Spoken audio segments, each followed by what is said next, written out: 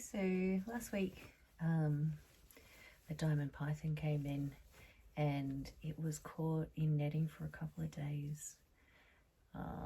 Normally they do okay. Absolutely rock hard, and it's preventing food from passing down.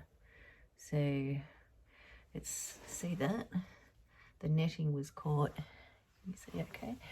So I'll come closer. So when this little one was stuck in the netting constricted him here and here for a number of days. And you can see here that the scales have been significantly damaged to the point where when he eats, food's not going to be able to pass through. And so what I want to try and do today, so before I did a alpa wash and kept it on with a bandage to try and moisten it.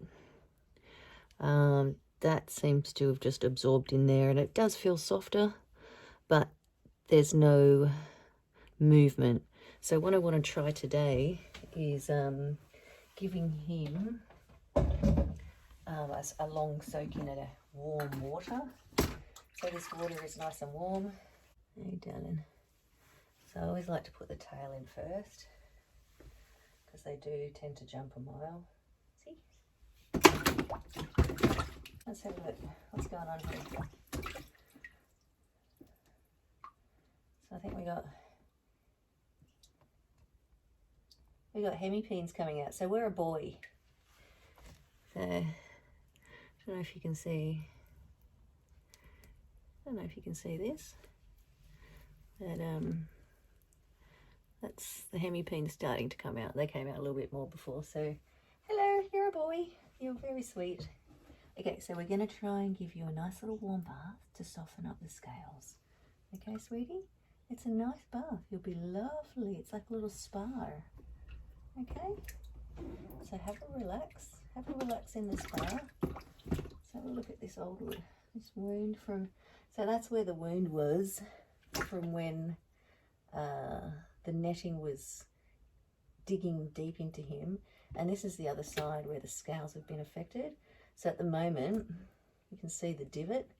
It's so tight that when he eats, the food can't go in. So he just regurgitates it back up. So he's not eating at the moment. So hopefully we can correct this and get you all smooth. And then you can be released back into the world, sweet thing. Yeah. So have a nice spa, and I will see you in about half an hour. Relax. Put your tail up. Now this is aerated spa. And there you go. So this is a really good idea if your, here we go, if your snake is dehydrated.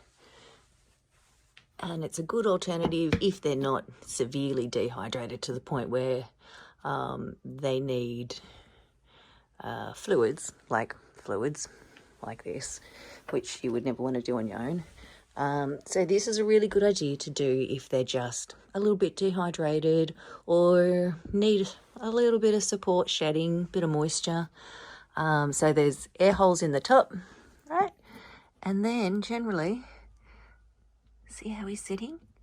He will get all relaxed and warm in there because it's not cold water. It's probably like, I don't know, 32 degrees, 33, 34.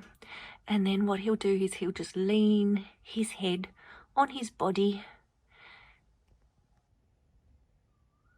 so that he can breathe. And there we go. There's the wound just there. So we're really hoping that the nice warm water and the soak in the tub for about half an hour will soften that skin up. And I'll do that a couple of times a week and see how he goes. All right, buddy, enjoy your little spa. Bye. So here's little fella. So I like to use pillowcases. Plonk over the head. Makes them feel a little bit secure. See? It's not like a big scary grab. Okay, so here he is. So I'm just gonna gently topsy-turvy the pillowcase. That warm water has really moistened it up. It's a bit soft. So what I want to do now, liquid paraffin, normally for reptiles that have decided to eat something disgusting and they need to poop it out the other end. But this is also good externally. So I'm just going to rub it on my hands. Apparently it's good for humans with very dry skin. So touching snake, doesn't like it, do it gently. So I'm just going to rub the liquid paraffin from the warmth of my hands onto this constriction. So my aim here is to moisturize the area and promote healing, because generally moisture promotes healing. I can't grab my paraffin. So what I'll do is I'll just wing it. Okay, he's got, this is called handcuff. So if this happens to you, it's a pretty fun thing to do. No, not really. It's not real fun. But you just have, oh, did not sound good. All right, handcuffing gone. So, see, this is how they constrict you. So see my hand? He's got me good. So we just, oh look, definitely a boy. Hello, little boy.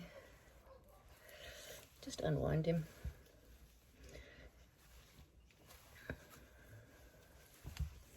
All right, let's come back to this area, because we're not finished yet, my darling.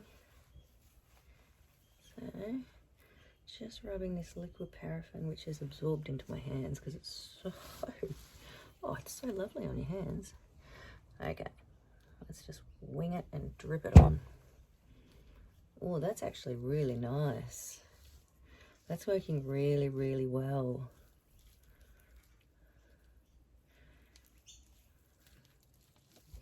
And it's not going to hurt him because you actually ingest this stuff, small amounts. So I know it's not fun, but just imagine being out in the wild, buddy, once you're all better.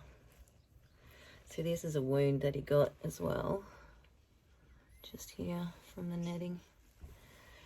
That's not too bad, but it's not great.